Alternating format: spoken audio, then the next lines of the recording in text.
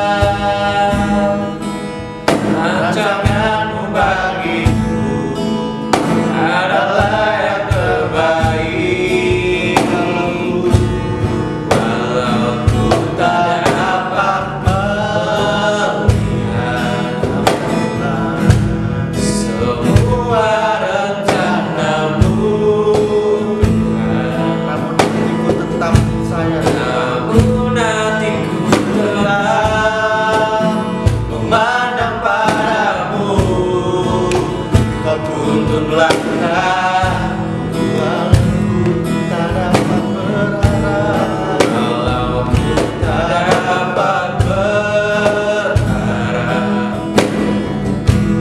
atas kenyataan hidup, namun hatiku tetap memandang padamu. Kau ada untukku.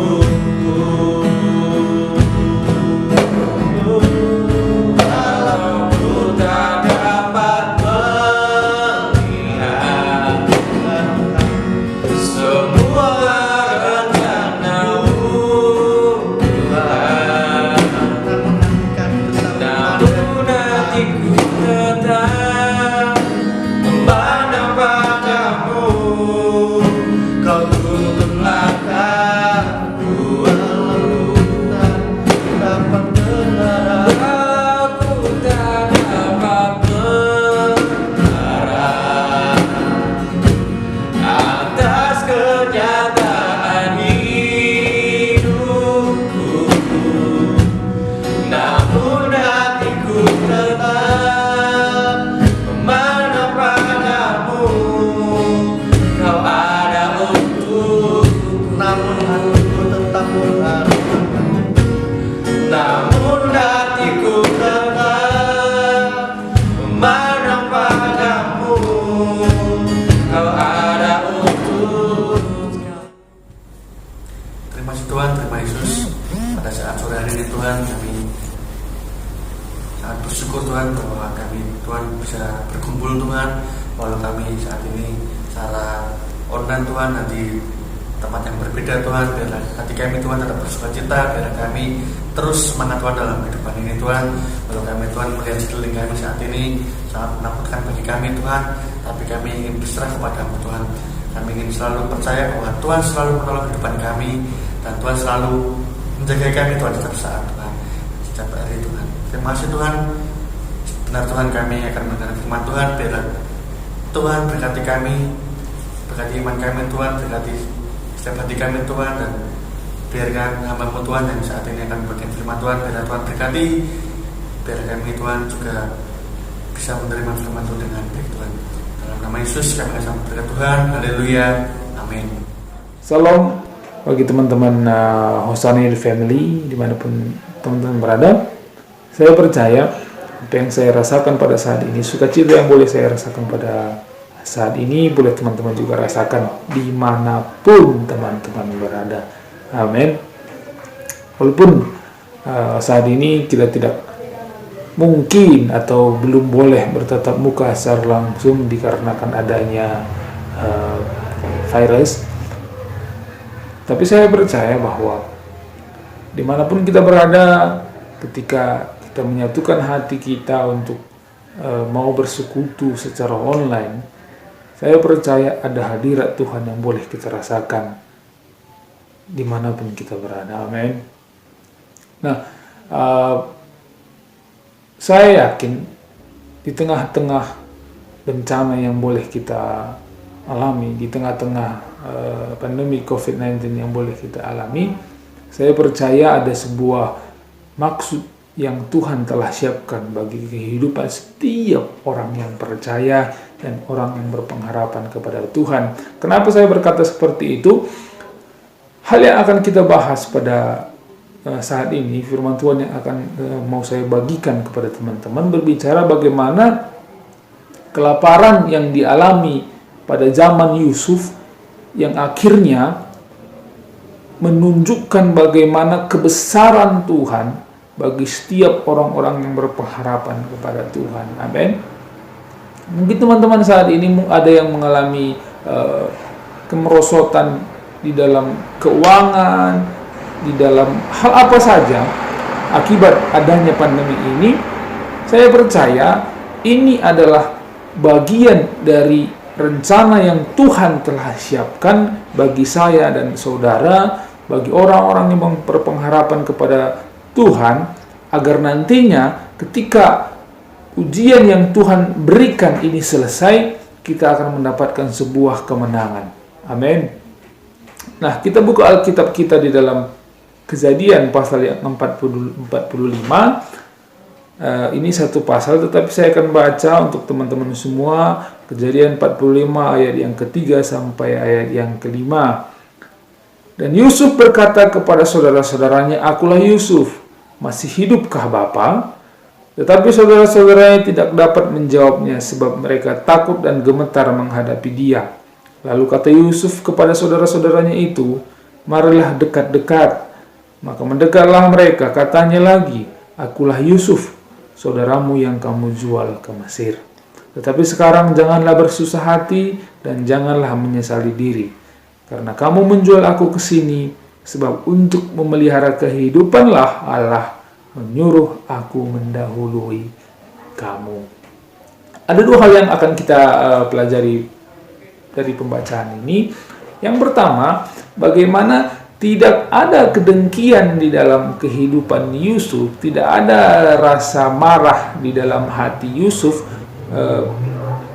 walaupun saudara-saudaranya telah berbuat jahat terhadap dia. Kalau teman-teman tahu ya, dan teman-teman sudah pasti tahu bagaimana latar belakang kisah hidup Yusuf yang akhirnya dijual oleh saudara-saudaranya kepada orang Midian.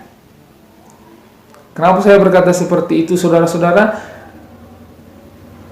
Boleh kita bayangkan bagaimana hancurnya hati kita ketika orang yang bukan orang sih sebenarnya, saudara-saudara kita, bukan orang lain ya, saudara kita menjual kita atau berbuat jahat kepada kita. Orang yang seharusnya melindungi kita tetapi berbuat jahat kepada kita. Itu yang dialami oleh Yusuf. Kisah hidup Yusuf itu mulai dari dia dijual oleh saudara-saudaranya, lalu dia dijadikan budak, dan akhirnya nanti diangkat oleh Tuhan. Nah, tapi satu hal yang boleh kita pelajari dalam kehidupan atau dalam karakter Yusuf, dia tidak menyimpan sedikit pun rasa dendam kepada saudara-saudaranya. Dia tidak sedikit pun menyimpan rasa dengki terhadap saudara-saudaranya. Kenapa saya berkata seperti itu? Ketika saudara-saudaranya datang, waktu terjadi kelaparan pada zaman Yusuf, saudara-saudaranya datang menghadap Yusuf. Yusuf tidak sama sekali ingin membalas perbuatan mereka yang sudah mereka lakukan terhadap Yusuf.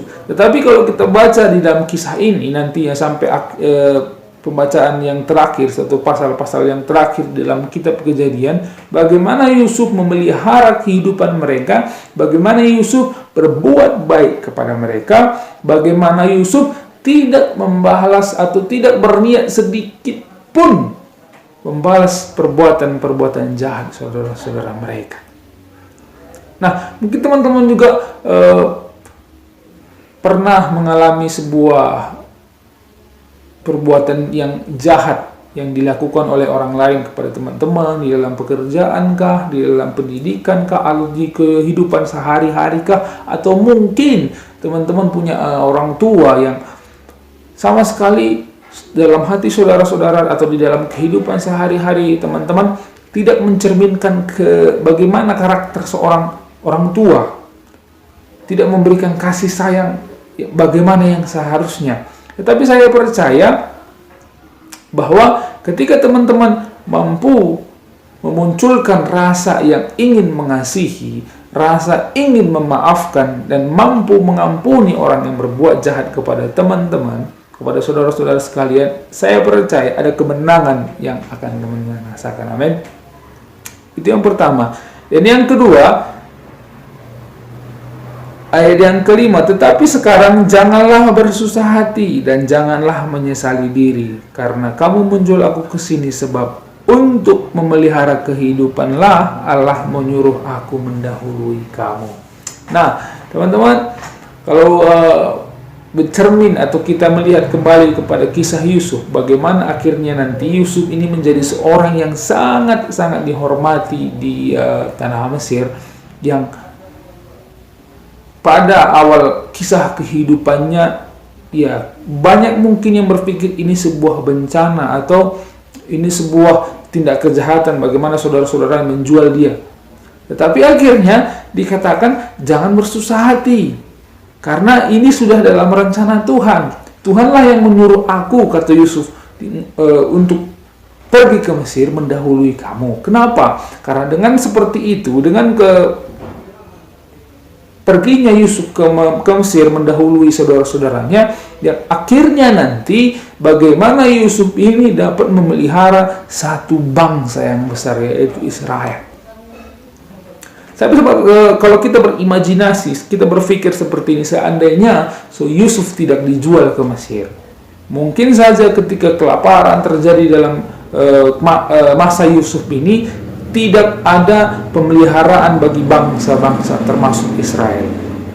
Jadi ketika Yusuf dijual oleh saudara-saudaranya, itu tidak terlepas daripada rencana Tuhan. Jadi teman-teman, ketika mungkin teman-teman mendapatkan sebuah hal yang menyakitkan, hal yang tidak sesuai dengan rencana, atau ketika rencana-rencana teman-teman tidak sesuai dengan apa yang sudah kita pikirkan, teman-teman pikirkan, percayalah ada sebuah rencana Tuhan yang Tuhan telah siapkan bagi kehidupan teman-teman dan saya sendiri. Amin. Itu yang dialami oleh Yusuf. Yusuf katakan seperti ini, kamu jangan bersusah hati, sebab ini semua dalam koridor rencana Tuhan. Yusuf akhirnya menjadi seorang yang diagung-agungkan di Mesir. Dia bijaksana, diberikan hikmat oleh Tuhan. Akhirnya mereka menumpuk gandum, dan tiba pada masa kelaparan yang sangat-sangat hebat. Dikatakan bangsa Israel, keturunan-keturunan Yakub, akhirnya dipelihara oleh Yusuf di Mesir, dan sampai saat ini bagaimana besarnya pertolongan Tuhan, dan akhirnya berdiri sebuah bangsa, yaitu bangsa Israel. Dan teman-teman, apapun yang terjadi dalam kehidupan teman-teman, mungkin hal-hal jahat boleh teman-teman rasakan dalam kehidupan teman-teman. Saya percaya ketika saya dan saudara mampu mengasihi, ada kemenangan yang besar yang boleh kita rasakan dalam kehidupan kita ketika kita mengandalkan Tuhan juga. Amin. Dan yang kedua, apapun yang terjadi dalam kehidupan kita, baik yang jahat, kegagalan, bahkan ujian terus-menerus yang boleh kita alami dalam kehidupan kita, saya percaya ketika saatnya nanti tiba, ketika semua ujian-ujian itu selesai, akan ada sebuah pemeliharaan Tuhan, kemenangan yang boleh kita alami. Ini menjadi kebenaran firman Tuhan. Dan pada kesempatan ini juga saya ingin menyampaikan rasa terima kasih kepada pengurus yang sudah memberikan kesempatan kepada saya untuk memberitakan kebenaran firman Tuhan. Salam sejahtera dimanapun teman-teman berada. Tuhan Yesus memberkati.